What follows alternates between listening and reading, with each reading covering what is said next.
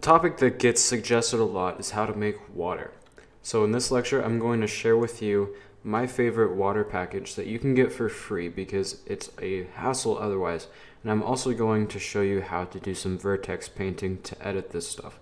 The package that I'm recommending is water materials. I will link this to you in the resources of the video, and all you need to do is click where it says free, and then once you do that, click add to project and choose the project that you're currently working on. You'll need to restart the engine, but once you do, everything will be set up. When you then open your project, go into the water materials tab, go under maps, and double click overview, and that's going to open up this level. You may see shaders compiling for a while, but once it's done, this is what you'll have. So I'm going to walk you through some of the water presets that they have, and I'm going to show you how you can modify those.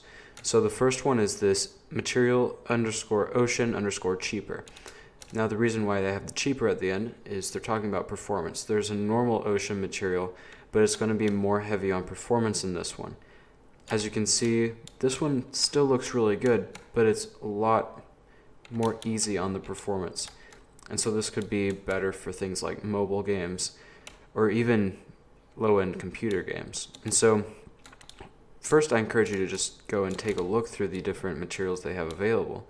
Notice that they even have rivers, they have waterfalls, they have pond scum materials. But real quickly, let's go over how you can edit these things. Notice how the edge of the water seems to blend really well with the shoreline here. Now part of that is because the mesh they made for the shoreline, it curves in and out. It curves downward.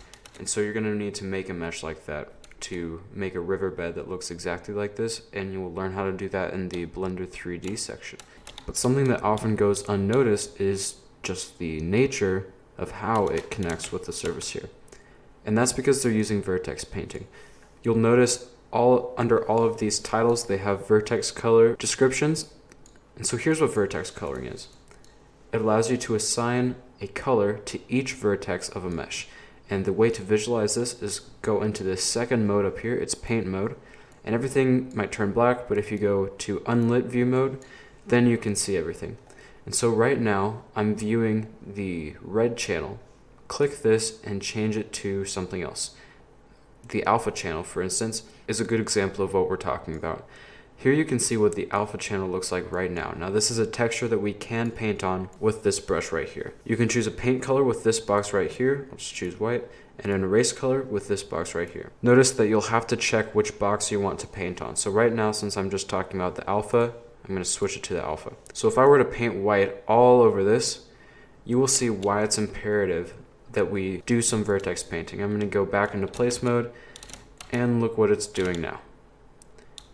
It's going through the mesh. It looks very weird. It doesn't look natural. It doesn't look like a river. And so, as you can see here, they've listed the alpha as being vertex movement intensity. So we clearly don't want it to be as intense as we just made it.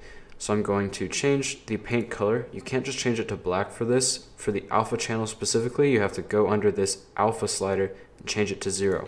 And that's the only way to bring that back. And so I'm going to put it back.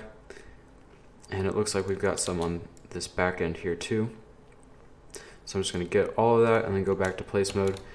And you can see that it fits much, much more nicely with the shoreline.